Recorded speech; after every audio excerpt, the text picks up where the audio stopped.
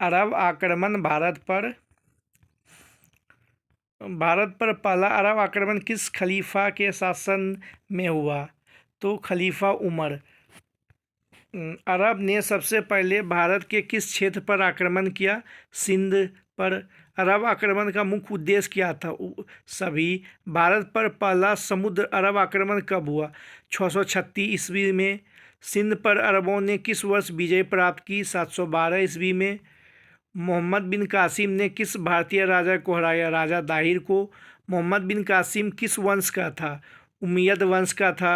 मोहम्मद बिन कासिम को सिंध आक्रमण के लिए किस खलीफा ने भेजा था? अल वलीद। मोहम्मद बिन कासिम ने भारत पर कब आक्रमण किया? 712 ईस्वी में। मोहम्मद बिन कासिम के आक्रमण का प्रमुख कारण क्या था? सभी। राजा दाहिर किस वंश के संबंधित थे? ब्राह्मण वंश से।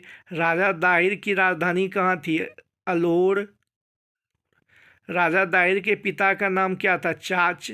मोहम्मद बिन कासिम के आक्रमण के समय सिंध का शासक कौन था? राजा दाहिर। राजा दाहिर की मृत्यु कैसे हुई? युद्ध में वीरगति। मोहम्मद बिन कासिम ने किस प्रमुख क्षेत्र पर कब्जा किया? सिंध और मुल्तान। मोहम्मद बिन कासिम को किस कारण से वापस बुलाया गया? खलीफा के आदेश से। अरबों के आक्रमण का भारतीय संस्कृति पर क्या प्रभाव पड़ा?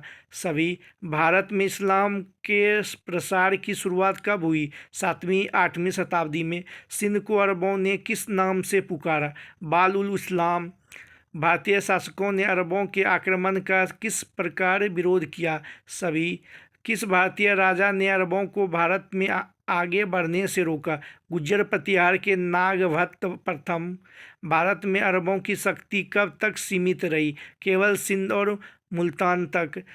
प्रतिहार वंश ने अरबों को किस क्षेत्र से बाहर निकाला? राजस्थान और गुजरात। भारतीय शासकों के प्रतिरोध के कारण अरबों का प्रभाव कहाँ तक सीमित रह गया? सिंध और पश्चिम भारत।